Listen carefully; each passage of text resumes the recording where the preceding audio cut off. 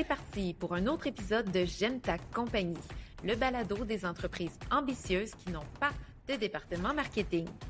Depuis plusieurs années, notre équipe accompagne des entreprises dans le développement de plans marketing et dans la concrétisation de leurs ambitions. On va se dire les vraies affaires, la réalité n'est pas la même quand tu n'as pas un département marketing complet pour assurer le développement des affaires de l'entreprise. Notre promesse, c'est que chaque épisode regorge de trucs et d'outils pour que vous puissiez prendre de meilleures décisions d'affaires. Ici, on s'élève ensemble pour bâtir des entreprises qui nous ressemblent et qui créent de la valeur pour nos communautés. Pour attirer et fidéliser les bonnes clientèles et les plus grands talents, tout est marketing. Et comme nous connaissons la valeur de votre temps, place à l'épisode. C'est parti pour un nouvel épisode de J'aime ta compagnie. Aujourd'hui, on adresse 3 solutions pour fidéliser ses clientèles chouchou. Comme à l'habitude, je suis Marie-Michel Bélanger, stratège marketing, accompagnée de ma collègue stratège aussi, Katrina Côté-Girard. Katrina, t'arrives dans quel état d'esprit ce matin? J'arrive dans un état d'esprit où je me croise les doigts. C'est-à-dire? Ben là, c'est la première fois qu'on fait ça, enregistrer dans le bureau ensemble. Donc toi dans ton bureau, fermé, et moi de l'autre côté. Donc j'espère juste que tout va bien fonctionner parce que on s'entend quand même un petit peu là. Donc j'ai monté le son de mes écouteurs pour que je puisse me concentrer sur ce que tu dis avec moi dans l'enregistrement du balado et pas l'autre côté de la porte là. Parce qu'il peut y avoir un mini délai. Ouais, puis moi j'arrive dans une optique un peu comme toi, on essaie quelque chose ce matin, puis tu sais, si on peut le partager, on est toujours en optimisation, on est toujours en train d'essayer des choses. Notre outil qu'on utilise en ce moment, on va le dire bien franchement, le balado, c'est attaché avec de la broche. Oui, on investit beaucoup de temps, d'argent puis d'énergie pour que ça sorte, mais on n'a pas encore les moyens d'avoir des monteurs audio qui font le montage. On n'a pas encore les moyens d'avoir un studio. Puis quand vient le temps de partager sur les réseaux sociaux, c'est plus facile quand les personnes regardent directement l'écran que quand on est une à côté de l'autre, de sortir ça dans tous les formats. Alors, c'est comme un raccourci qu'on prend d'enregistrer comme ça. Puis, tu sais, je veux juste nommer la fin justifie les moyens. Là, on essaie quelque chose aujourd'hui parce que on n'arrive pas à sortir les bons formats à peu de frais, à peu d'efforts. Alors, on laissait comme ça, puis on veut vous inviter à le faire, vous aussi, à vous amuser avec vos actions marketing, puis à pas à dire « Ah non, mais ça marche pas, alors on le fait pas », c'est dire qu'est-ce qu'on doit mettre en place ou qu'est-ce qu'on doit essayer ou faire pour que ça fonctionne pareil, à peu de frais, à peu d'énergie, à peu de temps. Il y a toujours un moyen de contourner, puis quand vous êtes bloqué, ben vous savez qui appeler, la firme .marketing dans Google. Ça, c'est nous. Mais autrement dit, c'est de mettre de côté nos côtés perfectionnistes, de vouloir que tout soit parfait. Puis ça, Dieu sait que c'est pas facile. Années 2000. C'est mort des années 2000, la perfection. C'est outdated. Mais ça mène nulle part. Mais il y en a pour qui c'est encore à la mode. Ouais, mais ça te mène nulle part. Ça te garde, on en parlait ce matin, ça peut te garder bien occupé, le perfectionnisme. Tu peux être bien dans le jus. Mais est-ce que ça te mène là où tu veux aller? Ça va en prendre beaucoup pour me convaincre. Non, parce que des fois, c'est en essayant des choses comme tu les aurais pas vu venir que tu viens de nouvelles idées. Parce que quand tout est parfait, tout est calculé, ça laisse pas des petites craques pour faire rentrer la spontanéité, puis le wow, la magie, tu sais, qu'est-ce qui va faire que ça va être, je sais pas, j'ai pas d'autres mots que wow, là, mais de la surprise, finalement, là. C'est ça la beauté de la vie, là, c'est les surprises que t'attendais pas. Puis l'autre jour, j'étais dans une auberge, puis il y avait, sous la table, il y avait un tiroir, puis il y a des gens qui laissaient des notes, des citations, des choses comme ça. Puis il y en a un, c'était écrit, là, je suis pas capable de le renommer, il aurait fallu que je le prenne en photo, mais en laissant rentrer c'est en disant pourquoi pas, que c'est là que le plaisir et la beauté rentrent. Parce que pourquoi pas, c'est comme OK, pourquoi pas, j'avais pas prévu ça, mais je vais l'essayer, tu sais, pourquoi pas, let's go, allons-y. Puis j'ai trouvé que c'était vraiment une belle façon de voir les choses. Mais au lieu de forcer les choses, au lieu de vouloir être en contrôle de tout, c'est que tu dis, je vais faire tout ce que je peux pour aller dans la direction que je vais, mais je vais me laisser surprendre par ce qui vient. Tu sais, une position un peu d'accueil. C'est chouette ce que tu dis parce que on développe en ce moment une application web On en parle souvent sur le balado. C'est un travail de longue haleine. Il y a plusieurs étapes, plusieurs phases tests. On optimise, on optimise. Puis tu sais, ce matin, on a eu un petit meeting pour ça. Puis on a trouvé l'idée du nom. Puis c'est chouette. Puis c'est wow. Puis on en rit parce qu'on est comme, oh mon Dieu, c'est bien le fun. Mais ça a pris 3 ans de discussion pour qu'à matin, ça sorte puis ça vienne à nous dans cette forme-là. Puis on a laissé de la place. Ce matin, c'est un meeting informel parce que j'avais besoin de l'avis de Katrina avant d'aller plus loin dans certaines étapes. Puis c'est là que sont sorties les belles affaires. C'était pas prévu, on n'a pas fait un meeting pour brainstormer sur le nom. Tu sais, c'est chouette parce que la grande idée est venue de façon carrément informelle ce matin. Alors, on essaie des choses, on se met dans l'action, on se prend pas trop au sérieux, mais on demeure sérieux, puis on laisse venir à nous les belles affaires, puis on laisse surprendre. J'aime le mot surprise parce que ça va faire... Je fais du pouce sur où est-ce qu'on s'en va avec nos solutions aujourd'hui pour fidéliser nos clientèles chouchous, mais on va en parler de surprise. Mais avant d'aller plus loin, c'est quoi fidéliser? Si je peux me permettre vite fait, là, le propos de l'épisode du jour, ça veut dire quoi fidéliser ses clientèles chouchous? Bien, ça veut dire qu'un coup qu'on a attiré les bonnes clientèles pour notre produit, notre service, même des usagers dans notre OBNL, quand ces gens-là sont venus chez nous, qui ont acheté une première fois ou qui se sont engagés comme bénévoles une première fois ou qui ont fait un premier don, mais qu'est-ce qu'on met en place pour s'assurer qu'ils reviennent et qu'ils reviennent et qu'ils reviennent longtemps, qu'ils restent avec nous longtemps, puis qu'il n'y ait jamais une question dans leur tête de dire « Ah, je vais me faire des devis ailleurs ou je vais aller magasiner ailleurs » parce que pour eux, c'est naturel de rester avec votre entreprise, avec votre organisme. Je veux noter que ça, moi, j'ai fait cette erreur-là longtemps, je la fais encore, c'est un pattern que je vois aussi chez les clients. On met beaucoup d'énergie à aller chercher du nouveau monde. On dirait que quand on fait du marketing, de la pub pour sortir, attirer des nouvelles clientèles, on dirait que ça nous rassure. On crée tout le temps des nouveaux projets, mais la vraie game, elle se situe en fidélisation. C'est moins sexy, la fidélisation. C'est des actions qui ne paraissent pas.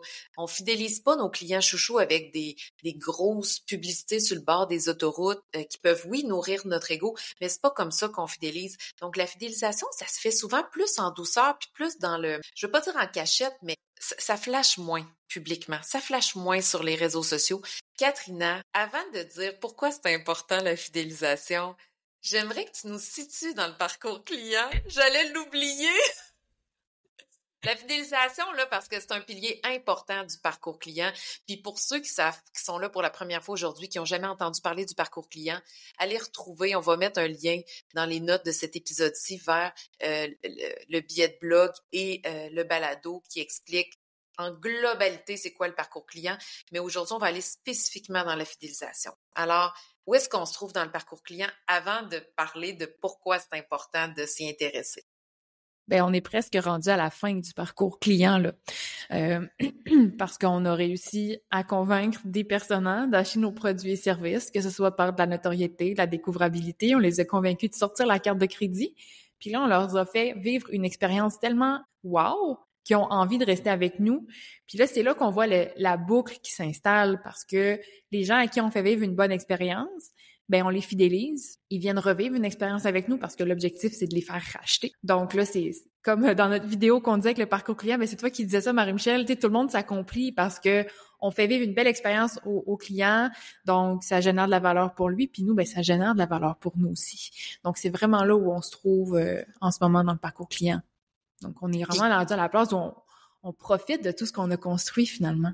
Puis tu sais, j'aime ça quand tu dis l'affaire la plus importante pour fidéliser, c'est la qualité de l'expérience. La première fois que tu achètes ou que tu t'impliques comme bénévole ou que tu fais un don, il y a une expérience de marque qui est vécue. On pourra aussi mettre le lien vers cet épisode-là pour mieux comprendre comment on fait ça. Mais parfois, quand la vie va vite, les clients, ils peuvent oublier qu'on existe, même s'ils nous ont beaucoup appréciés. Puis c'est pour ça qu'il faut pas juste compter sur « Ah, ben je fais un superbe service de qualité, ils en ont pour leur argent et donc ils vont revenir vers nous. » Il faut toujours être quand même proactif dans des actions marketing pour fidéliser notre monde. Puis c'est ça qui est pas évident parce que souvent, on est plus passif. Ça va tellement vite, on a tellement de choses à faire, mais on veut rester proactif dans la fidélisation de notre monde. Puis avant de dire comment on fait ça, pourquoi c'est important, Katrina, de mettre du temps, de l'argent et de l'énergie pour fidéliser nos meilleurs clients? Ben parce que c'est ça qui est le moins cher en termes de marketing. Parce qu'une fois qu'on est allé chercher des nouveaux clients, c'est là que c'est un énorme investissement marketing parce qu'il faut mettre de la publicité, il faut en mettre beaucoup sur des... Tu sais, c'est comme prendre une grosse masse de personnes puis dire on fait de la publicité pour tous ces gens-là, puis là, il y en a juste quelques-uns qui vont ressortir du lot. Mais là, les gens qui ont vécu une belle expérience chez nous sont déjà convaincus. Donc, tout ce qu'il faut faire, c'est leur rappeler qu'on existe ou leur offrir quelque chose qui vient compléter leur expérience précédente. Donc, ça aide à amener de l'eau au moulin, comme on dit, là, amener des revenus dans le cash flow, tout ça c'est d'un point de vue très, très financier. Mais c'est aussi d'un point de vue effort, énergie, ben, c'est ce qui demande le moins de temps, le moins d'énergie, puis probablement ce qui nous apporte le plus de plaisir et de motivation aussi parce que les gens qu'on va vouloir fidéliser, c'est des gens avec qui on aime travailler. C'est sûr qu'on mettra pas d'effort sur un client avec qui ça s'est pas bien passé parce que de toute façon, il aura sûrement pas envie de revenir vers nous. Donc, on va concentrer nos efforts sur des gens qui nous aiment déjà, qui ont aimé leur expérience puis qui ont envie de revenir. Donc, ils sont déjà convaincus, c'est facile. Puis, tantôt, quand tu parlais de, justement, pas que c'est facile, mais qu'on a quand même la perception que c'est plus facile de faire de la publicité, d'aller chercher des nouvelles personnes, puis que ça fait plus wow aussi sur les réseaux sociaux, par exemple. Ce que ça résonnait chez moi, c'est comme une voiture. C'est beaucoup plus sexy d'avoir une belle voiture neuve dans la cour. Ça demande moins d'entretien aussi, parce qu'elle est neuve. Mais c'est beaucoup plus rentable d'entretenir ta vieille voiture, d'en prendre soin, puis elle va durer 10-15 ans. Donc moi, je voyais la même chose, en fait. C'est sûr que pour le voisin, d'avoir une voiture qui a 10 ans, ça fait moins le syndrome du voisin gonflable, hein? Il est peut-être moins envieux. Mais toi, tu sais que ta voiture te coûte pas mal moins cher. Donc, je voyais que c'était un peu la même chose. Ça me donnait un peu cette idée-là de comparaison. Ben, il y en a un qui a l'air riche, puis il y en a un qui est riche. C'est ça, exactement. On rentrera pas là-dessus, là. Il y a beaucoup d'articles en ce moment qui disent que les millionnaires, ils se promènent à vélo. Donc, c'est un autre sujet. Mais je trouvais que c'était un beau parallèle à faire. Donc, ce qui a l'air simple, mais ce qui l'est peut-être pas tant que ça, finalement. Ou facile, là, pas simple, facile. Facile, puis je nommerais excitant. J'observe que les gens qu'on accompagne vont vers ce qui est excitant. Puis c'est drôle, je parlais à une amie en fin de semaine, puis elle m'a vraiment challengée là-dessus parce que j'avais une idée de développement pour notre ville. Puis elle m'a dit, ton idée est extraordinaire, mais mets-la dans mijoteuse le temps que tu t'occupes de ce qui est sur le barbecue. Je vais dire une métaphore comme ça. Puis souvent, on a tendance à aller vers ce qui est excitant. Mais ce qui est excitant, c'est pas nécessairement ce qui est payant, ce qui assure la robustesse de notre organisation. Alors, attention. Pourrais-tu nous partager une histoire ou une entreprise ou une organisation qui, pour toi, c'est genre, t'es fidèle puis tu vas vraiment là, braver des tempêtes pour acheter, consommer, participer chez eux plutôt que d'aller ailleurs pour le même produit ou le même service, là où tu es vraiment fidèle? Ouais, ben quand tu m'as posé la question ce matin, j'étais comme « Ah, c'est une bonne question. » C'est rare qu'on se la pose, fait que j'invite les gens aussi à se la poser parce que des fois, on peut peut-être comprendre des mécanismes que nous-mêmes on vit comme consommateurs puis avoir envie de les appliquer dans notre propre entreprise. Mais quand tu m'as posé la question, la première chose qui m'est venue en tête, c'est la corde d'achat. Donc, c'est un groupe d'achat à Rimouski qui permet d'acheter à moindre coût des aliments locaux, bio, équitables, tu sais. Puis moi, ben, la plupart du temps, en bon français, là, c'est un no-brainer, là. Tu sais, c'est là que je vais acheter ce qu'il me faut pour manger à la maison. Puis même là, à mon grand désespoir, les dernières commandes, j'ai pas pu les faire parce que ça, c'est une commande par mois pendant l'année, là, sauf pendant l'été. Puis pour des raisons que je pouvais pas aller chercher ma commande, j'ai pas pu faire ma commande, puis j'étais bien déprimée de ça. Mais ils ont comme réussi à m'embarquer dans leur façon de voir l'alimentation, dans la communauté qu'ils forment. Puis moi, en plus, je suis bénévole là. Donc, je découvre des nouveaux produits à chaque fois. Ça me donne envie de les acheter. Là, je suis comme, ben, OK, la prochaine fois que ce produit-là revient, j'ai pas le choix, faut que je l'achète. C'est trop bon. Tu sais, ça sent trop bon. Quand tu passes une journée à emballer des mangues séchées bio et équitables, t'es comme, ben là, je peux pas en acheter, tu sais. Donc, moi, je suis embarquée. Puis c'est plus qu'un groupe d'achat, c'est une communauté. Donc, je me verrais pas aller ailleurs maintenant, là, même si je vais ailleurs à l'occasion, mais pour moi, c'est mon premier arrêt quand il est question d'acheter de la nourriture, de l'alimentation. Mais c'est ça, ils ont vraiment réussi tu sais, des fois en marketing, on veut bâtir une audience, mais eux, ils ont bâti une communauté euh, dans laquelle toi, tu choisis de faire partie, puis c'est ce qui fait que tu y retournes. Puis c'est cute parce que moi aussi, je suis une grande fan de la corde d'achat, là. Je pense que j'ai manqué 2 commandes en plusieurs années. Puis d'un point de vue très marketing, tu sais, leur modèle, oui, c'est très dans les valeurs, très, très développement durable. On mange ici, on mange bio, la santé, le partage, la communauté.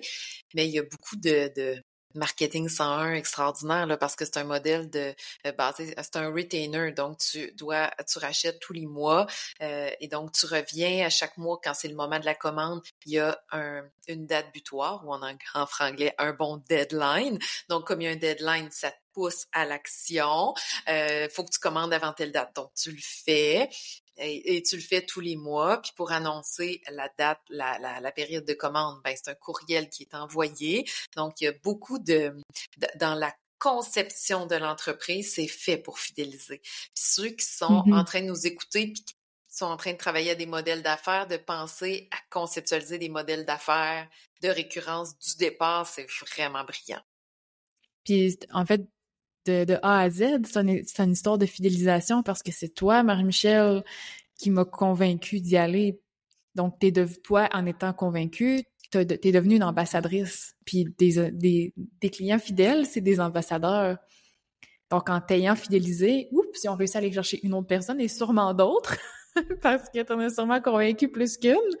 Mais c'est ça aussi. Puis moi, j'essaie d'en convaincre aussi autour de moi, tu sais. Puis toi, Marie-Michel, de quoi es-tu fidèle? Je sais que t'es une fille fidèle dans la vie, là, mais... C'est vrai que côté fidélité, loyauté, je suis dure à battre. Je dis ça avec humilité. Je pense que c'est des valeurs qui sont chez moi vraiment importantes. Mais ben moi, je vais aller du côté très, très transactionnel, produit pur, vente en ligne. Il y a quelques années, j'ai regardé une vidéo, c'était des stylistes vestimentaires là, qui disaient comment s'habiller puis mix and match, là, quoi porter. Puis tous mes exemples, c'est toujours des vêtements. Moi, en tout cas, je suis pas superficielle dans la vie, là, mais bon. Disons que c'est pas ma zone de génie. Puis pour bien m'habiller ou en tout cas avoir confiance en moi puis en guillemets, mon apparence, je m'informe parce que j'aime pas ça. Il y a des gens qui sont vraiment bons puis le fun puis qui partagent des trucs et astuces qui ont fait la différence pour moi. Bref, je regarde une vidéo de ça. Et la fille, elle se maquille avec un petit bâton là, qui met du brillant. Là, et ça fait un effet ouf. Puis là, elle parle d'une marque qui s'appelle Merit, qui c'est une marque de maquillage, je pense, c'est américain. Et là, je suis allée les suivre sur les réseaux sociaux. J'ai passé une première commande des années plus tard, quand j'ai eu le budget. Puis là, depuis, je suis incapable d'acheter autre chose. Carrément incapable. D'abord parce que le produit, il est bien fait. Je n'arrive pas à avoir ce maquillage-là très naturel, rapide, simple. Tu sais, j'ai pas envie d'avoir l'air maquillée, moi, dans la vie, OK? Puis ça me permet de juste comme, cacher la petite fatigue, les petites traces, me mettre un petit peu de va-va-vous, mais sans que ça paraisse maquillé. Puis j'aime pas ça me maquiller. Puis ça va vite, c'est pratique. Puis surtout, c'est qu'ils arrivent à créer tout le temps des nouveaux produits ou des nouvelles façons de parler du produit qui donnent envie de racheter. Et comme c'est quelque chose qui, aussi, je vais dire retainer, mais dans le fond, c'est quelque chose que tu consommes et donc tu dois racheter comme de la nourriture. Tu sais, quand tu n'as plus de fond de teint, ben, tu en rachètes un nouveau. Mais je pourrais toujours racheter le nouveau fond de teint. Sauf que souvent, entre mes deux achats, disons que je passe une commande par année, je reçois des infolettes qui montrent des nouveaux produits. Là, il y a un tutoriel. Là, la fille, elle se maquille. Je dis, oh mon Dieu, c'est quoi ce nouveau produit? Ça a l'air simple, puis ça fait vraiment une différence. Et il montre réellement le avant-après. Il y a beaucoup d'éducation. Puis là, tu as juste le goût d'essayer. Puis, par exemple, là, quand ils sortent des nouveaux rouges à lèvres, ben là, ils vont faire le mix and match avec le petit fard à joues. Donc là, tu sais exactement que ben avec tel fard à joues, ça te prend tel rouge à lèvres, mais là, je suis là, oh non, j'avais pas acheté celui-là, donc là, il faut que je rachète lui. En tout cas, ils ont vraiment compris quelque chose. Mais j'y vais, moi, je suis pas très une grande matérialiste, là, donc j'achète pas très souvent, j'achète une fois par année, mais depuis, je vais attendre ma commande annuelle. Je vais pas aller m'acheter un rouge à lèvres à la pharmacie. Je suis incapable de ça. Ils m'ont vraiment là fidélisé sur différents plans. Je pense que c'est un superbe cas d'étude en marketing. Puis ça m'inspire pour la firme. sais, dans la création de notre produit, là, l'aspect tutoriel, enseigner comment utiliser le service, toujours mettre de l'avant des nouvelles fonctionnalités, parce que les gens, sinon, ils vont nous oublier. Mais moi, il n'y a pas de danger que j'oublie Merit, là. Ils me gardent bien attachés entre mes... Tu sais, je passe une commande par année, mais il reste toujours dans mon visage, dans ma face, je veux dire, j'allais dire top of mind en anglais, là, mais il reste toujours il me garde accroché entre mes commandes, là. On voit que c'est vraiment une histoire d'expérience de marque, là. Une vraie à long terme. On parle de sur 5 ans, là. Parce que moi, je suis pas du genre à... Tu sais, j'achète pas tant que ça en ligne. Je suis pas du genre à suivre des marques en ligne, des influenceurs. C'est pas tellement ma personnalité. Mais eux, ils ont réussi. Ils ont réussi. Puis tu sais, même, je l'ai pas nommé, mais j'aime bien... de plus en plus, il y a des théories marketing, là, puis on entend... tu sais, Neil Patel, entre autres, et... Eric Sou qui en parle souvent, qui disent de mettre de l'avant l'entrepreneur aussi, l'histoire de l'entreprise, les valeurs de l'entreprise, puis elle aussi un peu comme l'avocate là dans la compagnie de vêtements dont je parlais dans des épisodes précédents, mais elle aussi, elle était une professionnelle qui se maquillait, qui avait pas le temps, puis elle a eu des enfants. Puis elle a dit quand elle a eu des enfants, elle avait plus le temps de se maquiller, elle avait pas le goût de se maquiller, puis en plus tous les produits chimiques, elle disait, tu sais, moi, j'embrasse mes enfants. Fait que j'ai pas envie de leur donner des becs avec des produits chimiques à qui mieux mieux. Donc, elle a vraiment créé des produits qui ça venait d'un réel besoin qu'elle vivait. Puis là, quand tu connais l'entrepreneur derrière, ça peut être une idée pour ceux qui nous écoutent, là, de mettre de l'avant, là, même une entreprise de 500 employés, là, le fondateur peut prendre un peu de place dans le marketing pour expliquer la genèse, l'histoire, puis qu'est-ce qui a mené l'entreprise là où il est rendu. Je pense que de plus en plus, ça humanise même des business ou des institutions qui font très sérieux, là. C'est bon d'amener un peu d'humanité là-dedans. Maintenant, disons qu'on a un super produit ou service, que la qualité est là, l'expérience est là, mais qu'on veut être plus proactif pour fidéliser nos clientèles chouchous. On fait quoi, Katrina? As-tu une première solution à nous proposer? La première chose qu'on peut faire, c'est justement de s'assurer d'avoir un produit ou un service qui nous permet de fidéliser. Parce que si on a un produit qui peut être acheté juste dans une première transaction, ça va être difficile après de fidéliser le client puis de s'assurer qu'il revienne toujours. Il va être fidèle, il va aimer le produit, il va en parler autour de lui, mais il générera pas de la nouvelle valeur dans l'entreprise. Puis c'est pas parce qu'on vend un produit qu'il faut absolument vendre un produit ensuite. C'est pas parce qu'on vend un service qu'il faut absolument vendre un service ensuite. On aime beaucoup l'exemple « je vends des piscines ». Donc, si je vends des piscines, c'est sûr que l'année d'après, la personne ne rachètera pas une piscine parce que c'est quelque chose qui s'achète sur le long terme. Mais est-ce qu'on peut vendre un service d'entretien? Je sais pas, moi, un service de...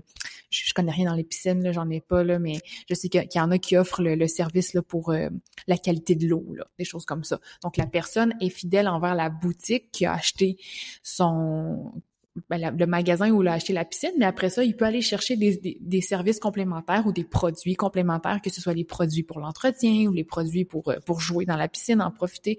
Ah tiens, je vais me rajouter une lumière dans ma piscine, ou je sais pas. Donc, on vient vraiment créer un univers autour de son produit ou de son service. Comme ça, on s'assure que les gens, non seulement ont envie, mais ont une raison de revenir vers nous.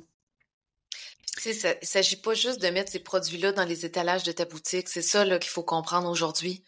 C'est qu'il faut dire « Coucou, toi, client qui a acheté une piscine, voici maintenant ce que j'ai à te proposer. » Parce que si on est passif, on met ça dans des étalages puis on attend que, je sais pas moi, Joséphine revienne magasiner chez nous. Mais non, il faut aller vers Joséphine et lui dire qu'on a un nouvel arrivage de balayeuse qui passe tout seul dans le fond de la piscine. Tu sais, je dis n'importe quoi. Ou qu'on lui fasse une démonstration de ça, que ça existe. Ou qu'on dise « Hey, on peut-tu passer chez vous? On irait te montrer comment ça fonctionne, une balayeuse qui passe tout seul dans le fond de ta piscine. » Mais d'être proactif. Ou ça peut être juste de prendre des nouvelles. Tu sais, des fois, on est un peu gêné là, de dire, de faire juste comme du push, là, de dire « Ah, j'ai ça à vendre, j'ai ça à rajouter », mais dire « Hey, puis après un an, comment ça va la piscine? Aurais-tu besoin d'une formation pour ouvrir ta piscine? » Tu sais, honnêtement, moi, demain matin, je me fais installer une piscine, là. J'ai aucune idée comment ouvrir et fermer ma piscine. Peut-être qu'on pourrait m'offrir une formation. Comment faire ça? À quand est-ce qu'il faut que je le fasse, tu sais? Puis c'est quoi les produits qu'il faut que j'utilise? Ou donc, ça peut être juste de prendre des nouvelles, de dire « Hey, comment ça se passe? » Puis si ça, t'as des difficultés, viens nous voir, on a ce qu'il faut pour t'aider. Tu sais, de comprendre c'est quoi le le processus du client, là, c'est quoi son besoin pour retourner vers lui. En solution 2, moi, je dirais, ça fait un peu du pouce sur ce que tu viens de dire, de prendre des nouvelles. Ça, c'est comme, ça va de soi. Si vous n'avez pas ça dans vos processus, de prendre des nouvelles, même pour, si vous faites 6000 transactions par mois sur un site de e-commerce, vous pouvez quand même envoyer un courriel automatique qui prend des nouvelles des gens, puis d'essayer de personnaliser au maximum là, ces courriels-là. Fait que si ça c'est pas fait, c'est sûr que c'est la première étape. Mais en deuxième étape, on vous partagerait aujourd'hui, c'est important de surprendre ses clients. On peut les surprendre de façon favorable, évidemment. Donc, on veut leur envoyer un cadeau, une surprise, les visiter de façon plus ou moins annoncée ou des fois, on peut planifier une visite, mais le client, il n'a pas acheté pour des visites ultérieures, mais c'est le petit plus que le concurrent fera pas pour démontrer votre valeur ajoutée, développer votre sérieux. Puis quand on prend le temps de prendre soin de ses clients actuels et les clients qui ont plus de transactions ouvertes avec nous, bien, ça peut vraiment faire la différence. Puis c'est ça qui va venir renforcer le fait qu'on est là pour les bonnes raisons. Parce que ça arrive vraiment souvent, puis Katrina, je sais que tu vas être d'accord, une fois qu'on a payé, on est oublié. Une fois qu'on est, telle personne, elle a acheté, elle a payé son dû, mais t'existes plus pour l'entreprise, il est déjà en train de courir un autre lapin. Puis tu te sens pas vraiment important, puis tu te sens pas vraiment considéré. Alors, quelqu'un qui va prendre le temps de te considérer, de revenir vers toi, de prendre de tes nouvelles, ben c'est des gens de qui tu vas soit continuer de vouloir acheter ou devenir ambassadeur, comme tu disais. Je pense que ça, c'est sous-estimé alors que c'est très, très, très accessible. Non, c'est ça, non, mais j'allais dire, je l'ai vécu dernièrement, tu sais, pour ma maison, on a fait venir quelqu'un, je n'aimerais pas quoi, là, puis, mais on a fait venir quelqu'un pour nous offrir des conseils pour la maison, puis ensuite, on a mis en place les conseils, on a acheté là où on nous conseillait d'acheter et tout, mais j'ai jamais eu, ensuite, j'ai payé la facture pour le conseil que j'ai obtenu. Mais on n'a jamais pris de nos nouvelles. Puis, avez-vous mis en place votre projet? Comment ça s'est passé? Est-ce que vous auriez un autre projet? Avez-vous d'autres questions? Alors que il y aurait eu il y a un éventail de possibilités là pour cette entreprise-là. Là. Il y aurait comme des possibilités infinies s'ils fidélisaient davantage leurs clients. Mais là, la prochaine fois, je ne penserai pas nécessairement aller plus là qu'ailleurs parce que on m'a pas donné envie nécessairement d'y retourner. Là. Donc, il y aurait eu une belle opportunité qu'on n'a pas saisie, juste de prendre des nouvelles. C'est comme un muscle qui est pas assez développé, mais qui est ô combien accessible, ça coûte pas cher, ça prend pas trop de temps et c'est payant, ça fait la différence à long terme. Mm-hmm. On va continuer de militer pour cela. Côté solution 3 qu'on vous propose aujourd'hui pour arriver à mieux fidéliser vos clients chouchous, c'est d'impliquer les clients dans la création de nouveaux produits ou de nouveaux services. Ça, on pense pas toujours à le faire. Je vais vous donner un exemple concret de la firme, puis vous allez bien comprendre de quoi il s'agit. C'est de dire, prenons nos clients chouchous, puis comment on peut les transformer en testeurs pour nous ou en gens qui vont valider, challenger nos nouveaux produits ou services avant même de les sortir. Je le disais plus tôt, on travaille sur le développement d'un outil vraiment le fun à la firme, un outil web, c'est une application. Et là, on embarque dans une nouvelle phase test. On a approché certains clients qu'on aime bien, puis on leur a demandé d'embarquer 6 mois avec nous pour tester. Fait que ce sont des clients qui, pour la plupart, n'ont pas de mandat actif. C'est gratuit, évidemment, parce qu'on teste quelque chose qui n'existe pas encore, qui va avoir des failles. On leur demande d'être flexibles avec nous. Et nous, mais ça nous permet de garder la relation active pendant 6 mois avec eux. Et oui, ça va être payant pour nous parce qu'on va avoir une belle rétroaction de clients qu'on apprécie, qu'on trouve intelligents, avec qui on aime collaborer sur notre outil. Mais en même temps, ça les garde avec la firme pendant 6 mois entre 2 mandats ouverts. Donc, ça peut être une façon super le fun de garder vos gens actifs. Par exemple, quand on a lancé le balado, on aurait pu aller juste vers nos clients pour leur demander qu'est-ce que vous pensez du nom, qu'est-ce que vous pensez du logo, entre autres. Donc, tout ce qui est test, feedback, rétroaction, n'hésitez pas à demander à vos clients chouchous. Ça peut être un bel, comment on dirait, en fait, c'est un prétexte de jaser avec eux. C'est un outil de leur faire tester pour rester en relation avec eux puis les garder jusqu'à la prochaine transaction. Puis, en fait, là, l'exemple que tu donnes est assez moi, je veux dire développé, là, dans le sens où c'est un projet qui est comme abouti, qui est quand même gros, là, mais on peut le faire pour des produits et services plus simples. Ça peut être juste un questionnaire, dire « Hey, je suis en train de développer un nouveau service pour les clients qui sont déjà embarqués dans l'entreprise. J'aimerais ça te poser quelques questions, accepterais-tu? » Puis c'est bien rare que les gens vont dire non. Très, très Mhm. rare. Donc, puis ça peut être aussi, par la bande, un outil de commercialisation pour des clients qu'on ne connaît pas encore, qu'on veut approcher. Mais là, ça, on en a déjà parlé dans un autre épisode, je pense, là. Mais puis c'est un autre pilier du parcours client. Mais c'est vraiment un bel outil qui peut être aussi utilisé sur deux fronts, là. Moi, j'aime ça ce que tu dis, puis tu sais, ça peut s'appliquer à toutes sortes d'entreprises. Là. Une entreprise en ligne, tu amènes des gens sur ton site web, et regarde comment j'ai replacé les sections, dis-moi ce que tu en penses, c'est clair, c'est pas clair, tu trouves pas. On peut aussi sonder un nouvel étalage dans une boutique, on peut sonder pour une vitrine, demander à nos anciens clients de venir voir. Si on est en train de développer des nouvelles recettes, disons qu'on vend des gâteaux, puis là, on refait le gâteau au chocolat, puis qu'on hésite entre 3 recettes, on peut inviter des clients chouchous à venir tester. Donc, ça les invite à remettre les pieds dans notre resto, dans notre café, notre boutique. Donc, il y a plein de façons d'intégrer ça chez vous à votre pratique pour fidéliser vos clients chouchous. Et on aime bien donner des petits bonus, des petites solutions bonus. On se donne un minimum de 3, mais on est des ambitieuses ici. Alors, Katrina, un petit bonus, qu'est-ce qu'on peut faire d'autre pour fidéliser nos clients wow? Ben, on en a déjà parlé un petit peu tout à l'heure, mais c'est d'en faire des ambassadeurs, c'est de leur donner un rôle, puis même on peut leur demander, dire Mm. Hey, je t'invite à aller recruter 2 clients, puis peut-être des fois te donner un bonus en échange. Donc justement, je pense, je sais plus si on en a parlé dans un épisode précédent parce que là, il y a des épisodes qu'on a enregistrés qui n'ont pas fonctionné, mais je nommais que je suis membre de l'Accorderie à Rimouski depuis peu, donc c'est un organisme où t'es bénévole en fait, puis tu fais des échanges de services. C'est du temps qui est échangé, c'est pas de l'argent. Et pour recruter des nouveaux membres, on te donne 30 minutes dans ta banque d'heures en échange d'avoir été recruté quelqu'un. Donc ça, c'est vraiment une belle façon de fidéliser, puis pas de fidéliser, mais de faire de tes membres actuels des ambassadeurs parce qu'on dit « Hey, ben ça vaut la peine que j'aille en parler autour de moi parce que j'ai quelque chose qui va me revenir en échange. » Donc des fois, ça n'a pas besoin d'être très, très gros, mais on aime bien ça, avoir des petits cadeaux. Donc c'est une belle façon de convaincre les gens de parler de nous en bien. Puis même de juste des fois de demander de partager des publications sur les réseaux sociaux, du fait de dire ben partagez votre expérience avec tel hashtag, des choses comme ça, ben c'est une façon aussi de les transformer en ambassadeurs. Il y a comme une considération dans ce cas-là des efforts qui sont mis à titre d'ambassadeur. Dans le rôle d'ambassadeur de la marque, c'est de Mm-hmm. dire, tu vas mettre du temps, de l'énergie, ben on valorise ça en argent dans notre plateforme. C'est très intéressant. Ou en valeur quelconque. Vous, c'est du temps, là. C'est pas de l'argent qui est échangé, c'est du temps. Mais c'est une unité de mesure de quelque chose qui a de la valeur.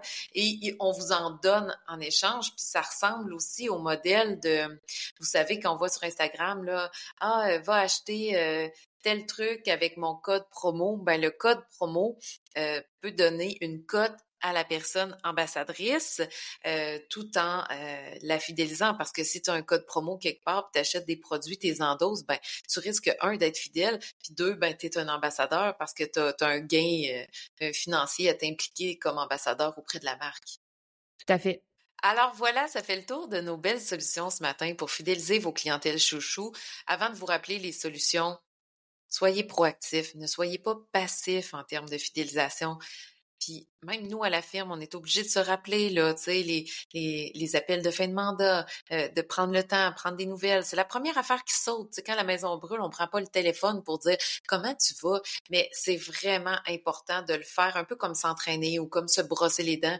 Fidéliser les clients chouchous, ça doit être une pratique de récurrence. Même si c'est moins excitant ou moins sexy comme action, c'est important de faire de la place pour ça. Donc, solution 1, avez-vous des produits ou services à vendre après une première transaction? Ou s'il y a un trou dans votre offre. Par exemple, vous vendez quelque chose, puis après, c'est terminé. Solution 2, est-ce que vous mettez en place des processus pour surprendre vos clients, pour les gâter, pour leur faire des cadeaux, des surprises, des visites? Solution numéro 3, est-ce que vous impliquez vos clients dans la création de nouveaux produits ou services? Est-ce que vous demandez leur rétroaction? Et le bonus, est-ce que vous prenez le temps de mettre en place des actions pour transformer vos clients chouchous en ambassadeurs de votre marque? Alors, sur ce, Katrina, as-tu aimé m'accompagner aujourd'hui, chacun dans notre bureau? Oui, mais j'ai envie de dire, et à la grande surprise de plusieurs peut-être, on n'a pas parlé de programme de fidélité. Donc, comme quoi, c'est pas une obligation pour fidéliser des clients. Donc, je Non. veux pas qu'on rallonge là-dessus, mais ce sera peut-être un épisode un jour sur ces programmes de fidélité. Donc, parce que je pense que peut-être qu'en voyant le titre de l'épisode, certains vont dire, ah, ben là, ils vont parler de carte fidélité puis de choses comme ça. Mais non, on n'a même pas parlé. On n'a pas parlé, puis les programmes de fidélité, la courbe d'apprentissage ou d'accès à ça, elle est élevée. C'est complexe de mettre en place un programme de fidélité.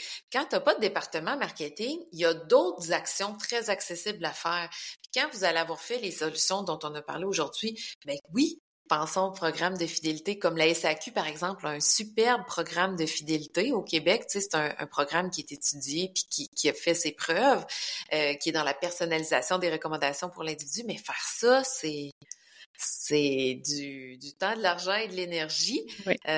Donc oui, très bon point, Katrina. Puis ce que j'observe, c'est que depuis le début de notre balado, je pense que naturellement, dans les solutions qu'on recommande, c'est toujours très, très accessible. C'est rare qu'on propose une solution que quelqu'un va nous dire, ah, ben, j'ai pas les moyens de mettre ça en place. Oui, oui, tout à fait. Puis, mais ça, quand je parlais de fidélité, tu sais, des fois, on voit aussi les petites cartes, là, avec les petits poinçons, là. Oui, c'est vrai! Oh, c'est cute, ça! C'est vrai que moi, je pense déjà avec un gros CRM puis toute l'affaire, mais oh! Mais ça aussi, c'est Ouais! complexe. Puis ce que j'aime moins, c'est que ça, comment je te dirais, c'est que ça, des fois, t'es obligé de revenir dans un certain laps de temps, puis c'est correct, là, tu sais, On comprend.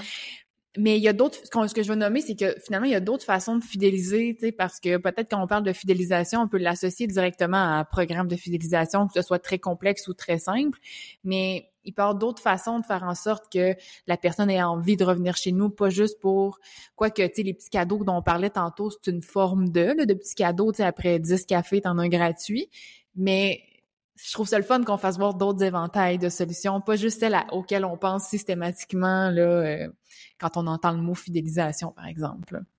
Mais tu sais, on est à 40 minutes, là, mais il faut que je dise quelque chose parce que quand tu parlais, là, tu sais, t'as tes petits poinçons, c'est le fun, c'est cute, OK, t'as ton 10e café gratuit, mais on prend l'exemple je trouve que notre idée de surprise est plus forte qu'une carte de fidélité parce que disons que t'as un café, puis tes employés, ils connaissent les gens qui viennent et qui reviennent, puis que, disons que tu donnes à tes employés 10 cafés gratuits par mois. Tu dis, t'offres le café à des clients fidèles quand ça donne. Fait que le client vient, Mm-hmm. il demande son latte, puis tu dis, hey, cette fois-ci, on te l'offre. Tu vois? Là, il y a Ah, une ça, c'est chouette, surprise. ouais.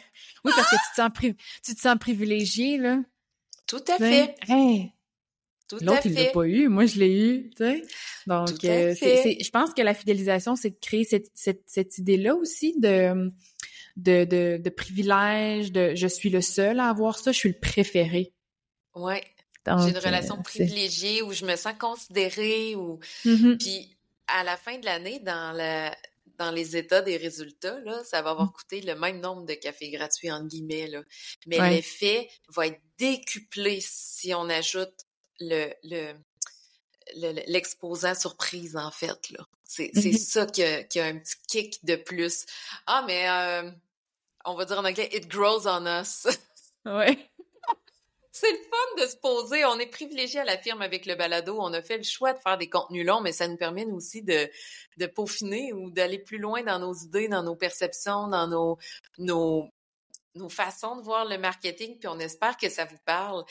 Comme à l'habitude, avez-vous aimé notre compagnie? Venez nous écrire sur les réseaux sociaux. Toi, Katrina, est-ce que tu as aimé ma compagnie ce matin? Oui, même si on était très proches, mais j'aimais ça te parler.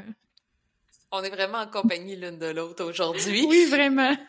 Et avant de clore l'épisode, j'invite tout le monde à s'abonner. C'est vraiment en vous abonnant que vous démontrez aux plateformes que nos contenus sont de qualité, que nos contenus vous parlent et vous sont utiles. Et si le cœur vous en dit, si cet épisode vous rappelle un ami, un collègue, envoyez-lui l'épisode en recommandation. Ça aussi, ça nous aide beaucoup à nous faire connaître. Alors, Soyez un ambassadeur oui, pour le balado J'aime ta compagnie. oui, ça nous aide beaucoup parce qu'on a besoin de vous pour faire rayonner pleinement le balado J'aime ta compagnie. Alors sur ce, on se dit à la semaine prochaine. Au revoir.